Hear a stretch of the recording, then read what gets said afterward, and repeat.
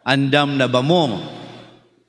Siguro ang uban dinhi kay usahay automatic na andam na pag-abot sa homilya nga mga tulog.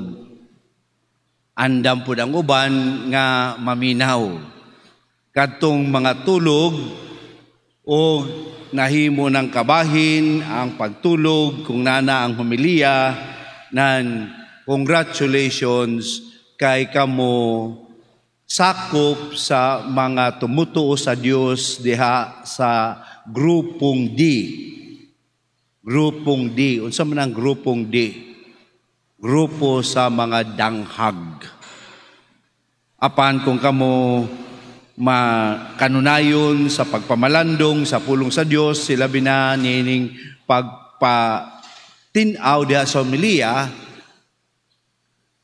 kamo sakop mo sa mga magtutuo nga naa sa grupong M, mabinantayon nan atong sutaon karon kung unsa bagyod tang grupo. Nabata sa grupong D o nabata sa grupong M. Sa unsa man nato na masinati og unsa kitang grupo. Sa atong pagtan-aw o pagpalawom sa pag-usisa nato sa atong kaugalingon, isip mga tumutuo ni Kristo. Kadi ari dinhi sa maong sambingay nga gihatag ni Jesus, yano kayo no nga istorya o kasinatian kanunay sa katawhan sa iyang panahon diin kung muadto sila og kasal o kung naadunay kasal, grande gyud kana kanunay nga diin naapa ang gitawag natog entourage na musugat sa pamanhunon nga dili lang usa, dili lang security guard, no, dili lang ang sa gitawag ana gani kung kasal kanang mga lalaki gani, no, mga groomsmate, kundili entourage sa mga virgins, no? Entourage sa mga virgins nga musugat kaniya diha panahon sa kagabion sa iyang pag-abot aron pag-adto og pagkuha og pagsaulog didto sa balay sa iyang asawhonon. Mo nang masabtan nato mga igsuon, no, nga sa atong kasal, no, sa inyong kasal, no, usahay mingon kita, ay wa may lami pader, ano man, kameraman wa may entourage. Grabe ang atong entourage nga usahay, no, 30 minutos una mahuman mo paso ang mga flower girls, mo paso ang mga ring bearer, mo paso ang mga daghang kay mo paso, hasta na ang usa ka dusinang ninong ug ninang mo paso, una pa ang bridesmaid. So makita na to, kini siya mo simbolo sa maong kanindot sa kasaulugan. Apan dili mao ang importante kung pilay mo paso sa inyong kasal. Ang importante, no, grupong D ba sila o grupong M? Kay daghay mo paso mga igsoon nga naa sa grupong D, ano man, muanha og musimba man panahon og kasal, unya gani, no, dili mangluhod panahon sa Santos nga misa nga naman makumot ang akong Amerikana, no, ang akong barong, no, madaot, no. Kini mga kaigsunan, ninduto na to pagtanaw karon ang atong kinabuhi nga di ay pinaagi ni si Jesus naghatag kanato og pag-awhag, pagdapit nga ang kining pagdapit ni Jesus dili lang kini iya, kundi kung tan-awon nato ang daang testamento, ang tanang propeta nagbalik-balik sa mga mensahe ug gibalik kini ni Jesus. Unsa man ang mensahe? Ang mensahe nga dili lang gayud magsalig nga kamo mga Israelitas, dili lang magsalig kang kamo mga piniling katawhan sa Dios, dili lang magsalig kay nagsunod kamo sa balaod ug tradisyon, kundi kinahanglan maigmaton kanunay sa pagpuyo sa kabubuton sa amahan.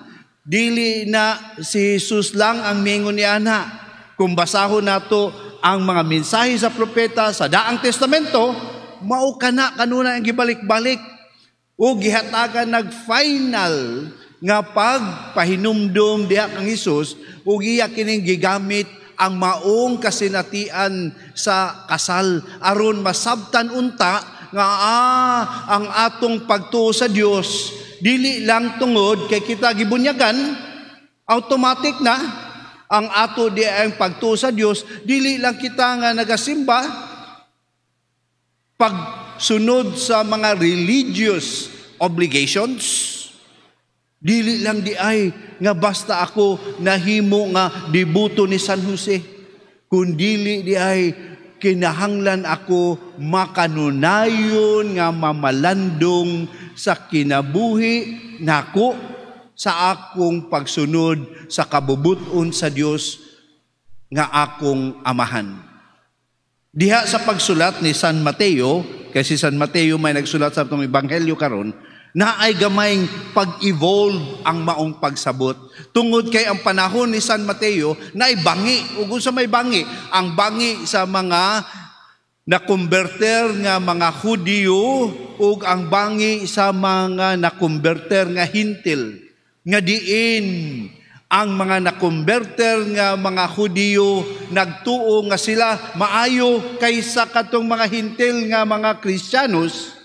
Tungod kay sila, nituo kang Moises plus nituo kang Jesus. Unya, ang mga Hintil, nituo lang sila kang Jesus, wala kang Moises, so mas taas ang amo.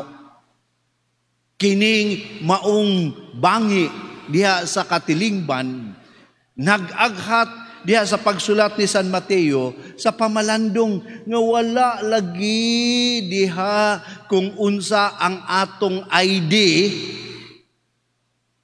nga makita nato ang atong pagkatinuod nga sumusunod ni Kristo, kundili diha gayud sa pagkamakanunayon sa paghimo sa buhat ni Kristo. Mao nga ang atong ending mga igsoon diha sa ebanghelyo, giawhag kita ni Jesus, busa pagtukaw kamo kay wala kamo mahibalo sa adlaw ug sa takna. Ang mga nga grupo sa magtutuo, mao kining mga tao nga nagtukaw. Nagtukaw ka ba sa imong pagkakristohanon diha sa imong kinabuhi?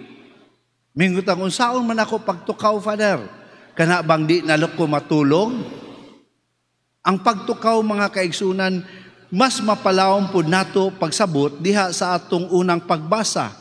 Nga diin si San Pablo nag-advise o nagpadayag ngadto sa mga taga-Korinto nga diha kanunay ang pagtukaw sa atong pagpuyo sa misteryo sa Dios. Kay mingon siya ang mga Hudyo, no? Ang mga Hudyo mutuo lamang diha sa kung naa ang gitawag nila nga ilang prueba nga sila makumbinsi tungod sa kasulatan.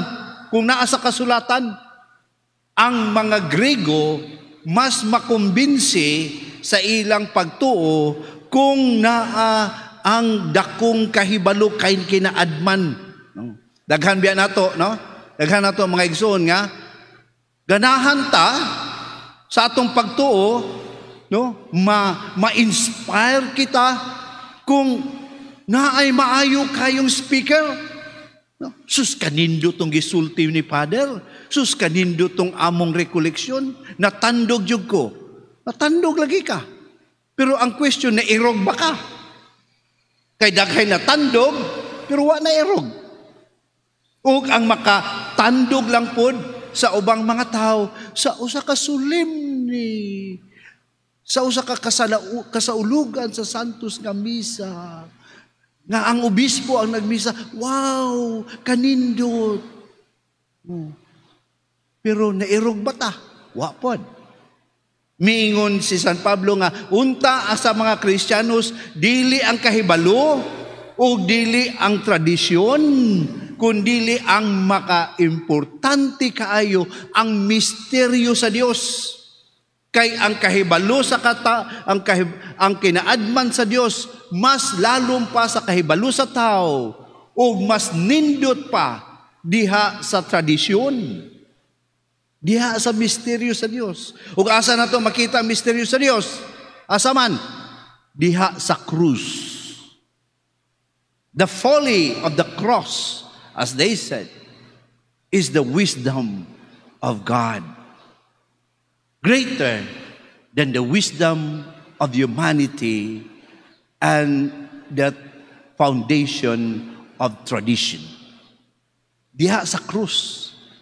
Mao na mga kaigsunan nga ang pagmatadi ay diha sa atong pagkanunayon nga pag-ila kang Kristo nga mihatag siyang kaugalingon alang kanimo kanako sa atong kaluwasan nga nag-aghat kanato mag-irog kanato ang iyang misteryo sa kamatayon o pagkabanhaw, mag-irog kanato aron kita usab mahisusama ang buhat ngadto kang Hesus. Kana mga kaigsunan, ang mga naa sa grupong M. Nan, kung atong usisahon, asa man jud kong grupuha, Father. Kung karon nagparok-parok na ka, klaro.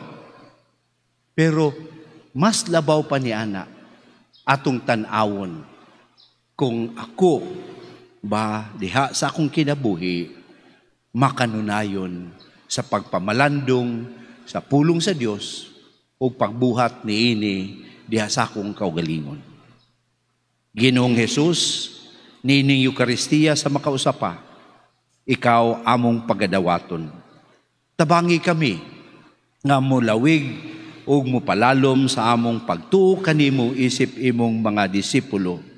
Pinaagi gayod dili lamang sa mga sakramento nga imong gihatag kanamo, kundili diha gayod sa among pagakus sa misteryo sa krus diha sa among kinabuhi. Jesus, among igsuon, tabangi kami sa pagpaminaw o pagsunod sa kabubuton sa atong amahan nga nagtawag kanato. Amen.